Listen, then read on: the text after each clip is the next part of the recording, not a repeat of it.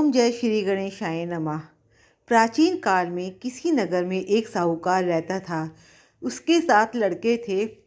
दीपावली से पहले साहूकार की स्त्री घर की लीपा पोती हेतु मिट्टी लेने खदान में गई और कुदान से मिट्टी खोदने लगी।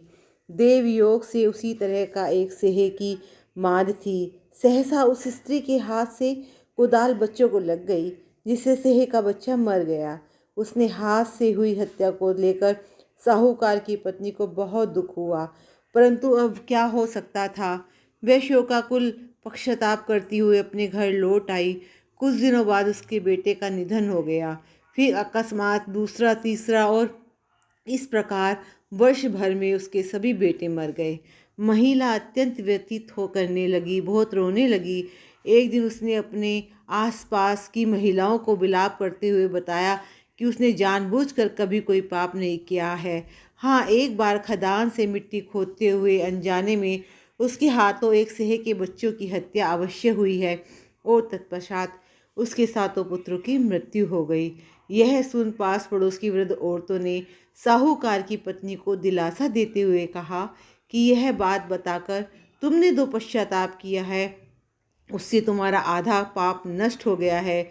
तुम उसी अष्टमी को भगवती माता की शरण लेकर सेहे और सेहे के बच्चों का चित्र बनाकर उसकी आराधना करो और क्षमा याचना करो।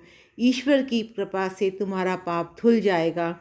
तो साहूकार की पत्नी ने वृद्ध महिला की बात मानकर कार्तिक मास की कृष्ण पक्ष की अष्टमी को उपवास व पूजा याचन की। वह हर वर्ष नियमित रूप से ऐसा करने लगी। तत्पश्चात उसके 7 पुत्र रत्नों की उसे प्राप्ति हुई। तभी से होई व्रत की पारंपरिक प्रचला चलती आ रही है। जय हो होई माता की। आप भी अगर अपने बच्चों से प्यार करते हैं तो मेरे चैनल को लाइक कीजिए, सब्सक्राइब कीजिए और अपने दोस्तों में शेयर कीजिए। जय होई माता की, जय हो होई माता की। ओम गणेशाय नमः।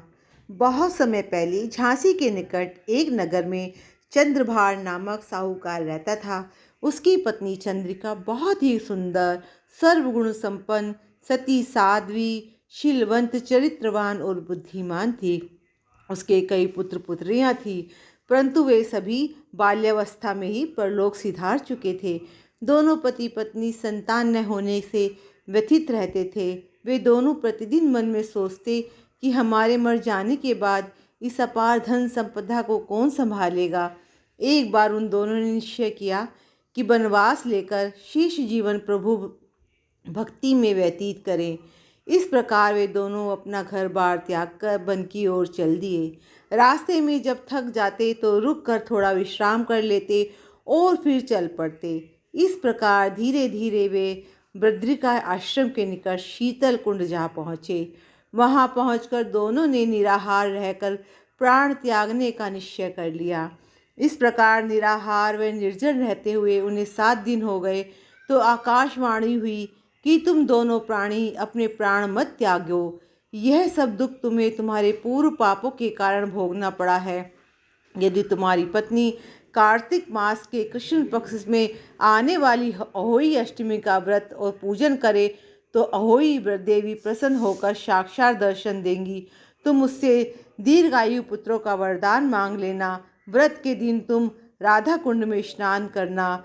चंद्रिका ने आकाशवाणी के बताए अनुसार विधि विधान से अहोई अष्टमी की माता का व्रत और पूजन अर्चना की और तत्पश्चात राधा कुंड में स्नान किया।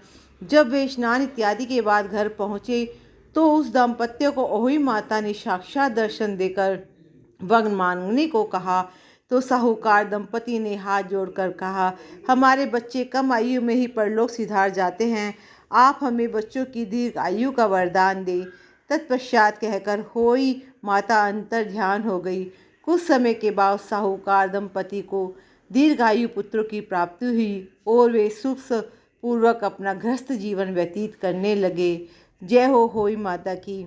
आप जो भी अपने पुत्रों से, अपने बच्चों से प्यार करते हैं वो मेरे चैनल को लाइक कीजिए, सब्सक्राइब कीजिए और अपने दोस्तों में शेयर कीजिए। राधे राधे, राधे राधे।